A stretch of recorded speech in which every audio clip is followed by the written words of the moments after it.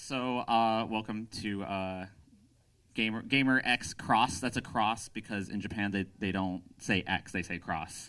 I don't know why. I don't pretend to understand their culture as well as I understand the Twitch gaming culture. So, for you guys who don't know me or are not familiar with me, my name is Jared Rea. I'm the community manager at Twitch TV. I've been working in the games industry for about 10 years now. I started out just working in QA at like Namco and Atari, and then later on became a game journalist at OneUp.com, EGM, The Escapist, Joystick, before finally moving on into community management with Turner Broadcasting and Sony PlayStation as the community manager of PlayStation Home. God, I really wish I had my notes.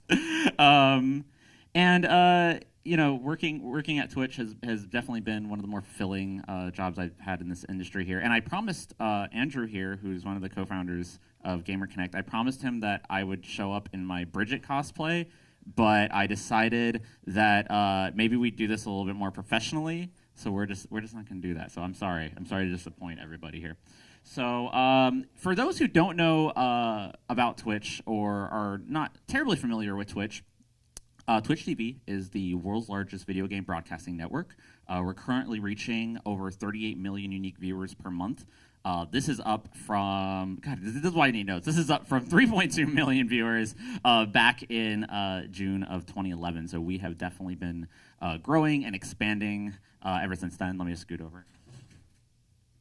Sorry, this is going to be the most awkward panel you guys have been at for a very long time. And we have over 600,000 unique broadcasters per month. So that's over 600,000 people producing live content on a monthly basis here on Twitch, which I remember back when we first started, when we breached 100 broadcasters, that was like pop the champagne. So now we're just kind of going nuts here. And of our 38 plus million viewers, on average, those people are watching about 90 minutes of content per day per person. So we definitely have a very, very engaged audience. And we have over 4,500 members in our program, our partner program, which are basically people who can monetize their streams and are actively using Twitch as a means to generate revenue. So, but one thing that we get a lot of flack at here at Twitch, and I probably should have prefaced all this. Again, notes. I am so sorry. This panel is actually going to be kind of a general introduction to Twitch and also how we can use it to create a really positive LGBTQ gaming community. So I'm going to kind of go over some boilerplate Twitch stuff here. But one of the things that we get accused of a lot here at Twitch, or one of the conceptions that people have is, isn't Twitch just that thing where that esports things happens, that electronic sports? If you guys are familiar with the term esports, that would be professional gaming.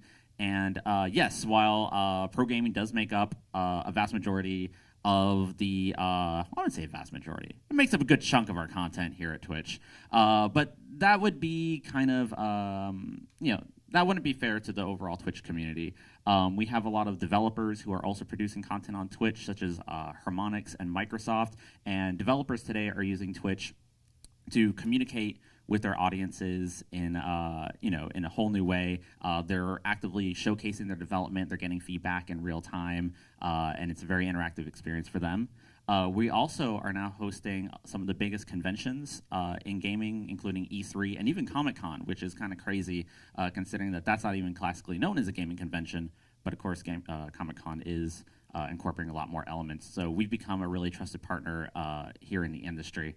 Also, games media outlets are starting to use Twitch to communicate with their audience and continue the conversations that they started on their editorial and to continue the dialogue here with their audience in real time.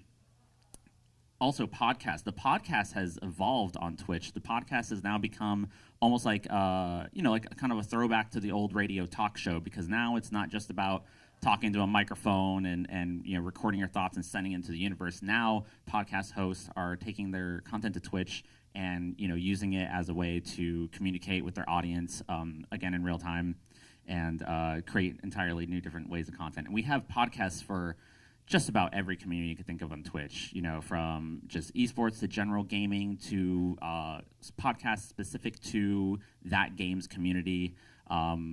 So pretty much anything you can imagine, there's a podcast on it for Twitch.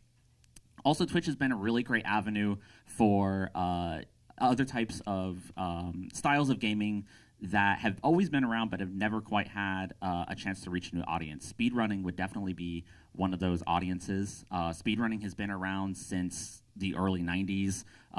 It exploded back in the late 90s with Quake Done Quick. But now, thanks to larger charity events and also just the additional exposure of what these guys and gals are capable of doing, Twitch brings them a whole new platform, and so speedrunning is just as big as it has ever been. Also, charity streams are really big here on Twitch.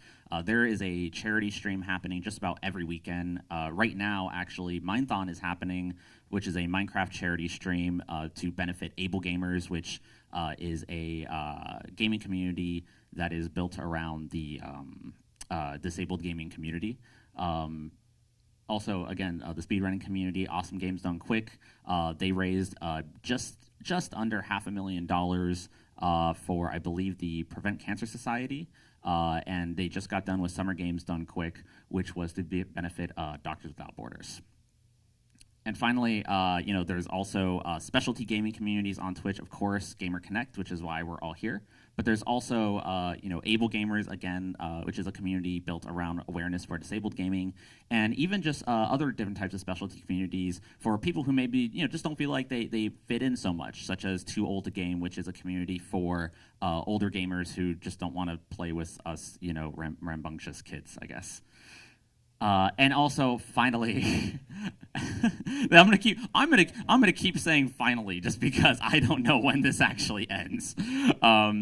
Also, I mean, it's not even just video games on Twitch anymore. Traditional gaming is also taking off here on Twitch, just because if it's games and people have fun playing it, we want to play host to that. So, of course, we host the Chess Network. There's Magic the Gathering, Yu-Gi-Oh! Next weekend is the Pokemon World Championships for the card game. And, of course, people who like to play Dungeons & Dragons and other kind of tabletop games live on Twitch. And those, they kind of host it as a podcast and, kind of play the game through that. But throughout it all, a lot of I would say a good chunk of the Twitch community is just everyday gamers who just enjoy entertaining different audiences, producing content, and having fun sharing their games. And so we call them variety casters because it's just everyday gamers who are playing just about anything they feel like and building communities out of that. Which brings us to this, which is why I forgot I put this back in here. Notes, people. Remember to always have your notes. Actually, I really desperately want my notes back. Can I please just get those back? No, we're not going to try that. All right, this is so hard. So this brings us back to why we're all here today, which would be the GamerX convention. This is the first time that Twitch has really stepped out on a kind of a more social platform like this to present ourselves as an ally to the LGBTQ gaming community. It's one that it's definitely an important scene to me, just living here in San Francisco, growing up with gay, lesbian, transgender friends, and just seeing just kind of what acceptance means to them on all different types of issues and issues that I never had to deal with. As a straight white male, I never really had to deal with issues of gender identification and just seeing what those types of issues meant to my friends. I always felt that anything I can do to help them in my in my community, I should definitely try and take that step forward. And thankfully, Twitch is very much behind us in that. And so yeah, I'm kind of getting lost in thought here. I get all weird.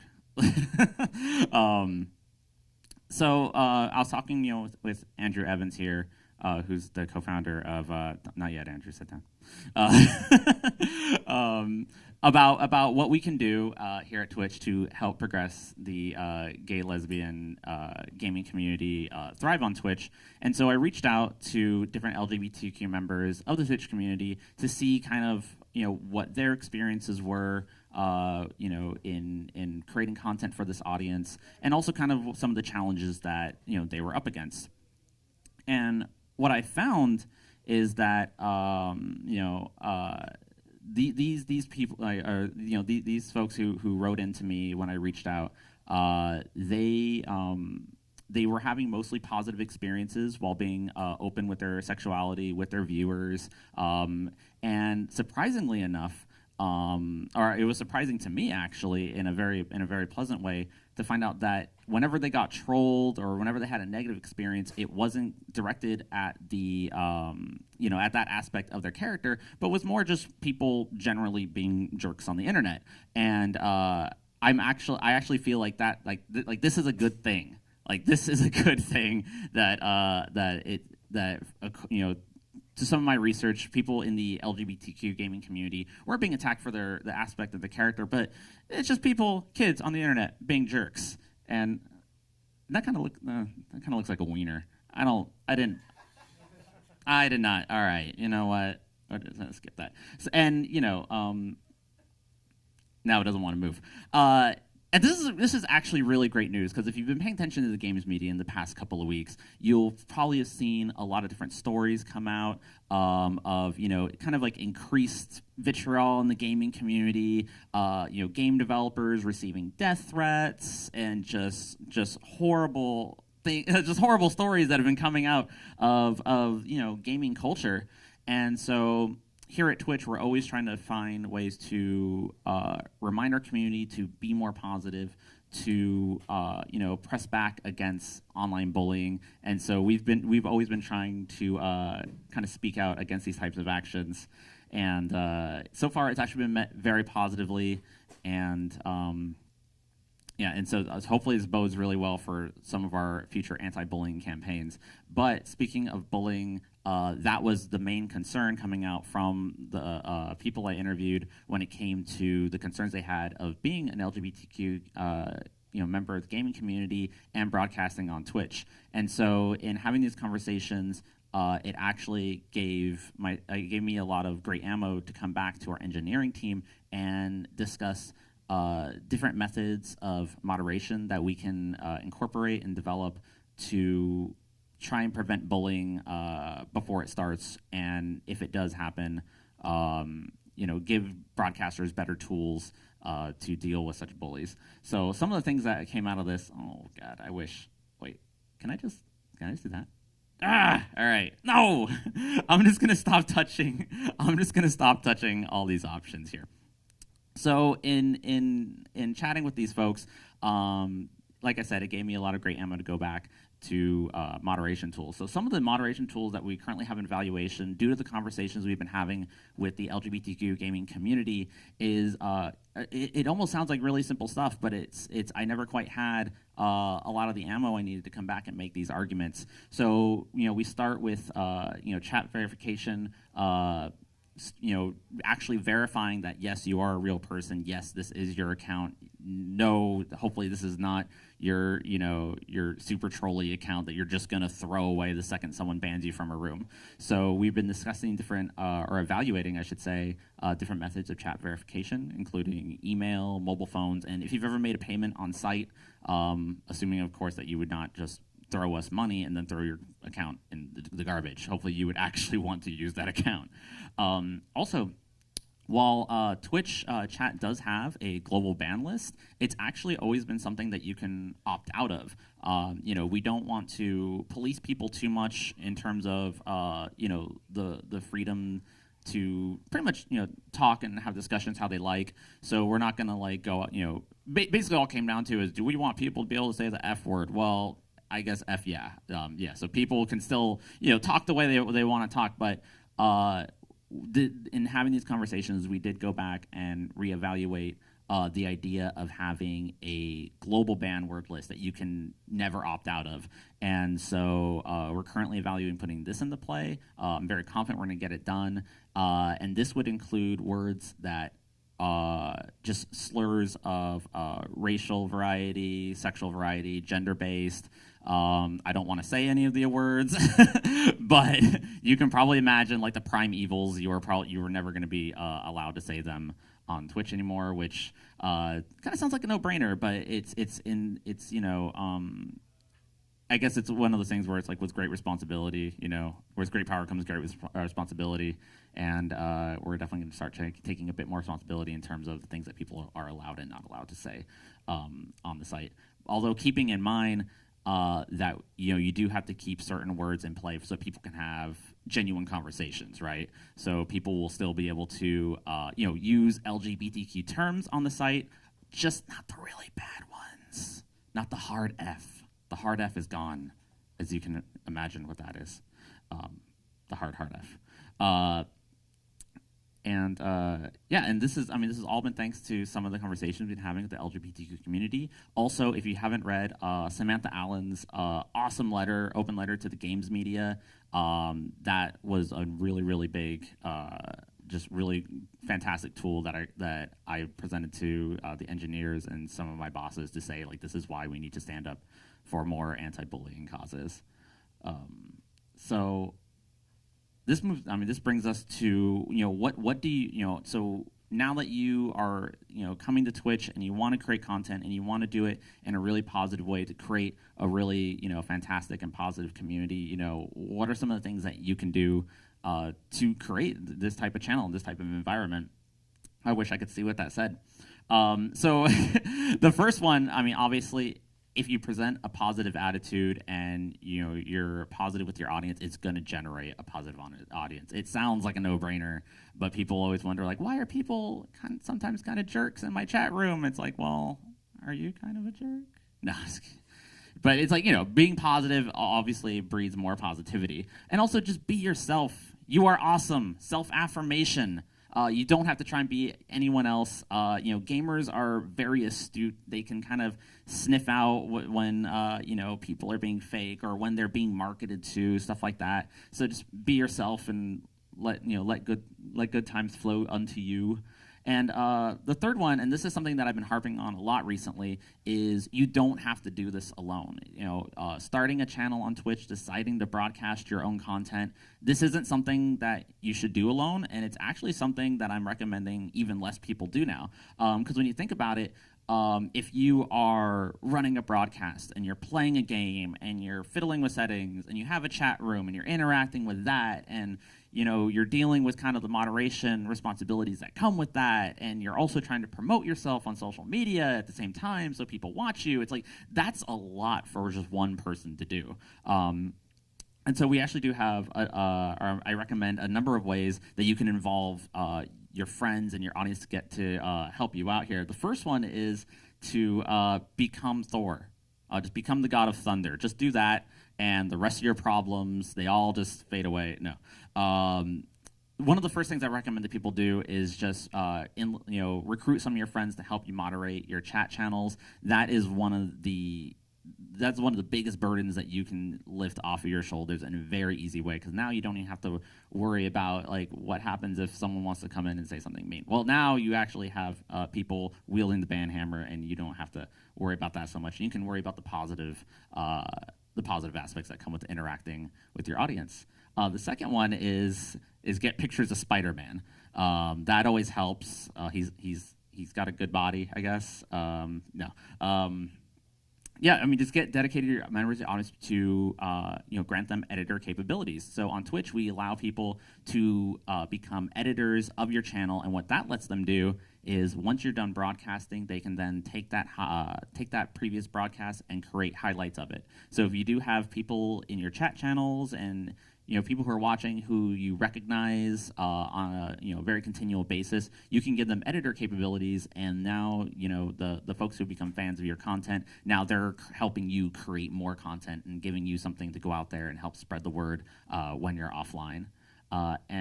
Finally, just be the Avengers. Just get superpowers, become mutant, and just do that. No.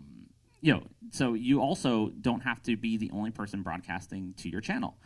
We do have the option for people to, when you stream to Twitch, you have what's called a stream key. You can email that stream key to your friends and allow them to broadcast on your channel and create kind of like your own little. I would think of it kind of like your own TV network. We already have channels on Twitch that are very successful with this. For example, Destructoid. God, who else is there? There's it's like Destructoid. We Are the Romantics. Look at My Gaming. There's a lot of different kind of TV style channels that all exist on one Twitch channel at one URL, but serve up content all around the clock with a bunch of different broadcasters.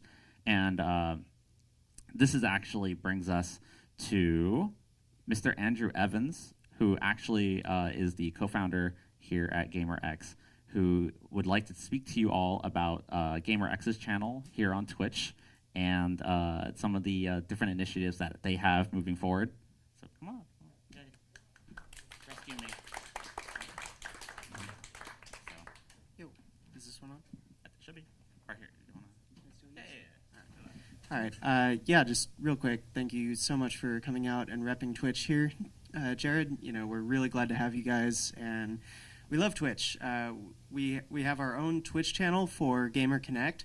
It's just twitch.tv/Gamer Connect. And we have probably 3 or 4 different broadcasters on there right now. But we want to get a lot more. I would absolutely love to have gay gaming broadcast live 24/7 on this channel. So if any of you guys want to start a Twitch channel or cross promote or broadcast under our name, you can contact us on the Gamer Connect site, or you can email me, admin@gamerconnect.com, or find me around the con and we'll talk about it. But yeah, I would love to get some more people on, some more fabulous gay broadcasters, and LGBTQIA, etc. So yeah, I think that's it for me. Okay. Thank you, Andrew. And that is, hilariously enough, it for me, which means that I don't have to worry about notes anymore because, oh God. So if you guys have any questions about Twitch or any of the inane rambling that I just went on, yes. Okay, just out of curiosity, I was interested in what you said about some of the thoughts about moderating certain speech terms going forward. Mm-hmm. And while I appreciate where you're coming from, I know that's also a double-edged sword. Oh, absolutely. Certain words are in the process of being reclaimed by the community. I can think of the D word and the T word and the Q word for one. Right. Oh, and yeah. And the T word among my folks, although not entirely so. Okay. I don't know if that's something that you should take into consideration or not. Yeah, absolutely. So whenever this conversation does come up, that is like my first concern is because I think that when classically not at Twitch, but kind of classically when people go like, oh, you know what, we should try and ban some of these more bullying kind of terms, and usually the first one that comes up is like, should we allow people to say gay? It's like, well, yes, because people are going to have genuine conversations using that, using certain terms and stuff like that. So yeah, that's absolutely a big concern of mine, which is why that list right now in a text document is like 4 words because they kept like whittling it down. But I would actually love to get your opinion on that. So I guess after we can. Because I just don't want to say stuff on the hot mic in case someone. Oh yeah. It's always like I don't know. Even it's like even in the office when we're trying to have these like very adult conversations of like, so should people say people say this? I'm always like, can people say, and I'll email it to you. I'll just write it on a note and I'll just email it. So yeah, let's talk about that after, and then you can give me some notes and I'll definitely write those down. So thank you. Yes, sir. I have a linguistics background, so I won't be quite so discreet. If somebody says on Twitch, "You fag, you should kill yourself," the offensive part of that is not the word fag.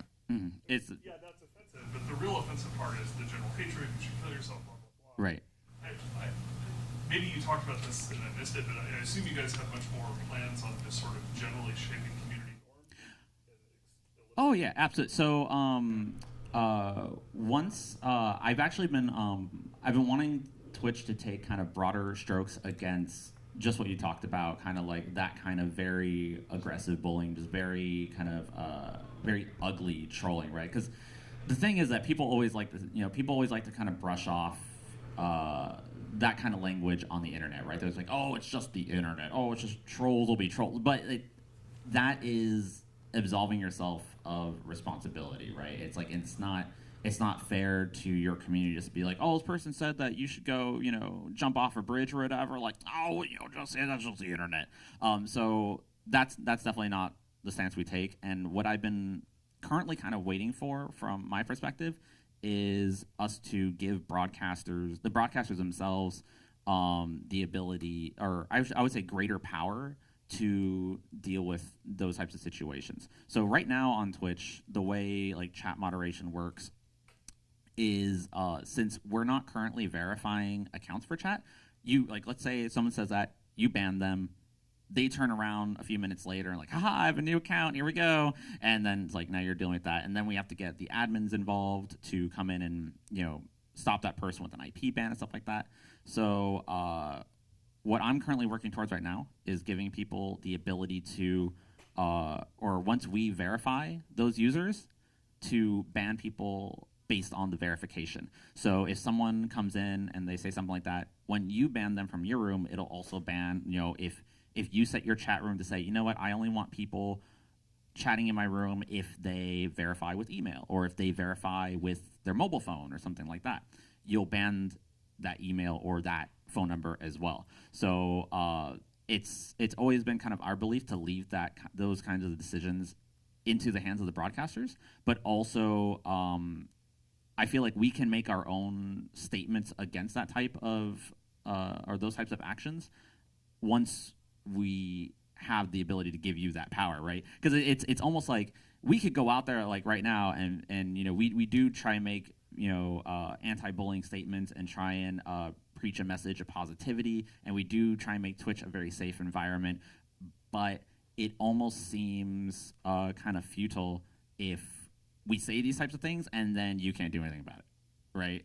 So so once we have, I guess, better tools for you guys to deal with, then we'll be able to take greater stances and try and make this community flourish in a more positive manner. Did I answer that question? Yeah, it seems like you just needed a notion of identity. Right, yeah. Had that, then you can start trying Yeah, to absolutely.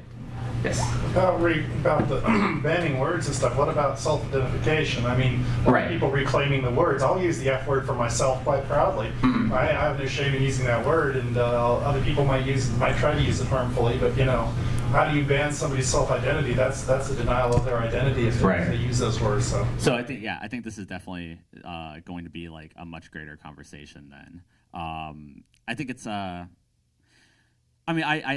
definitely hear that concern, and it's something that that's like the first thing I always think of is just like, what if or people need certain terms to have like legitimate conversations, and just as you talked about self-identity. So I think that's something that I guess we'll just have to go back to the drawing board on that. So I mean, I definitely want to hear your guys' thoughts on that, because it's like I said, it's like a double-edged sword. It's like you want to do the right thing. We want to do it in a positive way, but we also don't want to we don't want to limit anyone's freedom in that regard. And it's I guess the easiest way to say it's like a double-edged sword. So we should definitely talk about this afterwards, so I can get some notes from y'all, and we'll take it from there. Yes. Taking from another perspective, are there any Twitch channels where people discuss these issues in a more academic sense, where they might be using these words that would normally not be used in normal conversation? Like for example, I've sat in on roundtables for a whole bunch of different issues, not just LGBT issues, but also racial issues and things like that. I've been in roundtables where people have quite liberally thrown around, for example, to take an extreme example, the word nigger in a more academic context, if you understand what I'm getting at. Oh, yeah. Are there Twitch broadcast channels that do that kind of thing? I would actually say at the moment, I don't believe so. You know, LGBT content, especially gaming content, is you know, it's always been around online, primarily through blogs, and there are definitely podcasts out there as well. But the whole, you know, when it comes to Twitch and online broadcasting and stuff like that, it's still kind of the Wild West. It's still like this very new thing that not every community has adopted. So at the moment, I would probably say no, there's not content that exists like that at the moment. I would like to see that. Where's Andrew? I'm gonna give him the evil eye. No. So yeah, I mean, yeah. So I again, I definitely see the concern. And yeah, if content existed like that, and it's like obviously like we're having like legitimate discussion, it's being done in it's all about like context, you know. So if it's being done like in a positive light, then that should never be an issue. I guess it's always you know, when it comes to these types of you know, these variations of moderation, it's always easy to just look at it from the negative perspective of like, okay, now what creative way is someone, you know, using these terms to slight somebody?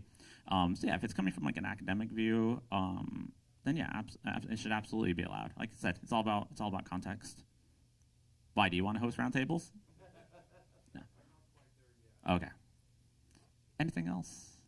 Yes. Yes. Based on what also a little bit off what that gentleman said about in terms of banning a user based on a verified, say, email address or a phone number. How do you verify in terms of, is this verified through Twitch itself or through the broadcaster or the channel owner? Oh, through this would in the current kind of mock-up of it. This would be done from our side, like in like the user settings. So we would kind of present like the different ways to verify accounts, and then on the broadcasters end, the way it's spec'd out right now is that you, as a broadcaster, would determine what level of. Are we going overtime?